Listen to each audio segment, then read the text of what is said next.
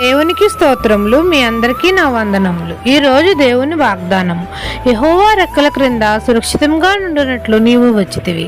ఋతు గ్రంథము 2వ అధ్యాయం 12వ వచనం. పరిశుద్ధుడైన మన తండ్రి అయిన యెహోవా రెక్కల క్రింద సురక్షితంగా నుండినట్లు నీవు వచ్చితివి అని మన తండ్రి మనతో సెలవిస్తున్నారు. మన తండ్రి అయిన యెహోవా పరిశుద్ధుడు కనుక మనం అందరము పరిశుద్ధత కలిగి జీవించాలి. మనం అందరం పరిశుద్ధంగా ఉండుటకు మనల్ని మనమే ప్రతిష్ఠించుకోవాలి.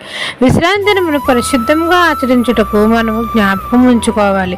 దేవుని సన్నిధి కనబడుటకే మనం అందరము సిద్ధపడి ఉండాలి. మనం అందరం ఆయన సన్నిధికి వచ్చి తండ్రికి మొరపెట్టాలి. తండ్రి అయిన యెహోవాను, తండ్రి ప్రియకుమారుడైన యేసయ్యను మనం అందరము ఘనపరచాలి, కీర్తించాలి, మహిమపరచాలి. అప్పుడు తండ్రి మనకు తోడుగా ఉండి తండ్రి తన రెక్కల క్రింద మనల్ని సురక్షితంగా కాచి కాపాడతాడు.